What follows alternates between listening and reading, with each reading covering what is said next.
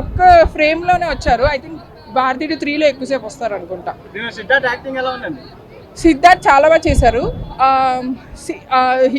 His character is one among us, ఒక common man character. తను మంచి చేద్దాం అనుకుంటే చెడు ఎదురవుతుంది. సో ఆ ఎమోషన్స్ని తను ఎలా హ్యాండిల్, చాలా పెద్ద ఎమోషన్ ఫేస్ చేయాల్సి వస్తుంది తను మంచి చేద్దాం అనుకున్నప్పుడు. సో అది చాలా బాగా హ్యాండిల్ చేశారు సిద్ధార్థ్. కమల్ హాసన్ కి సిద్ధార్థ్ సంబంధం ఏంటి?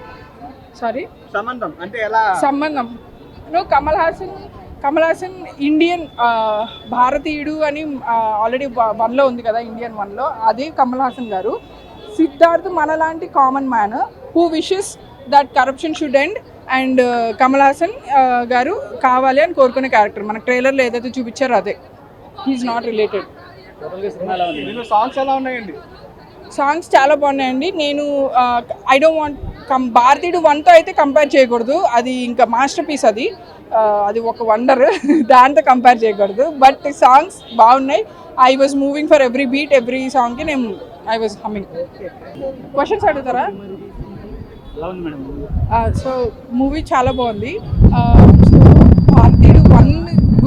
భారతీయుడు 1ని మైండ్లో పెట్టుకుని అలా ఉంటుందేమో అనుకొని వెళ్తే నచ్చకపోవచ్చు. భారతీయుడు 1కి సంబంధం లేకుండా, ద ఓన్లీ రిలేషన్ ఫ్రమ్ భారతీయుడు 1 ఈజ్ స్టోరీ, ఐ మీన్ లంచం అనే కాన్సెప్ట్ అండ్ ఇండియన్ అనే క్యారెక్టర్.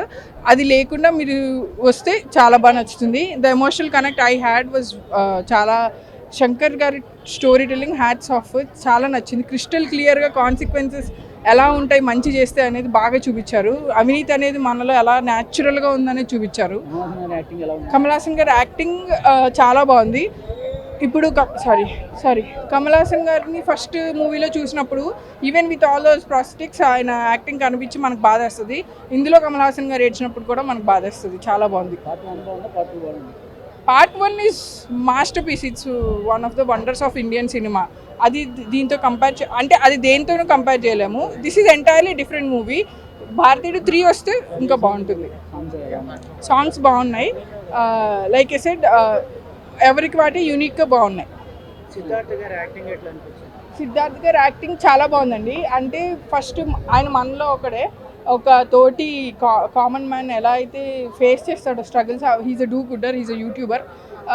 తను మంచి చేయడానికి పోతే చెడు ఎదురవుతుంది, చాలా కష్టాలు పడతాడు. చాలా అంటే ఒక పాజిటివ్ నోట్లో స్టార్ట్ అయ్యి ఒక నెగిటివ్, ఐ మీన్ డార్క్ స్పేస్కి వెళ్ళిపోతాడు సినిమాలో. అది చాలా బాగా చూపించాడు సిద్ధార్థ్. కమల్ హాసన్ గారికి ఇంత ఏజ్ వచ్చిన యాక్షన్ సీక్వెన్స్ ఎట్లా? కమల్ హాసన్ గారి యాక్షన్ సీక్వెన్స్ బాగుంది. I think we'll see his face. Of course, action sequence, and there is a fight scene also. Varmakala ani use chestu, and his body physics Varmakala. Karma kadu Varma.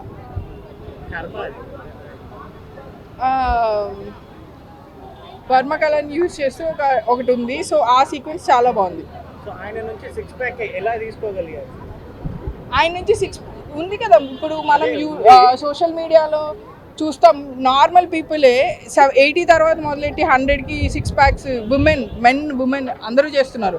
And I my self saw 100-year-old man doing dance, Kathak dance on బీచ్లో రాయి మీద నించొని. So ఇవన్నీ possible because వాళ్ళ food కానీ వాళ్ళ physique కానీ డిఫరెంట్గా ఉంటుంది, because of what they do with all.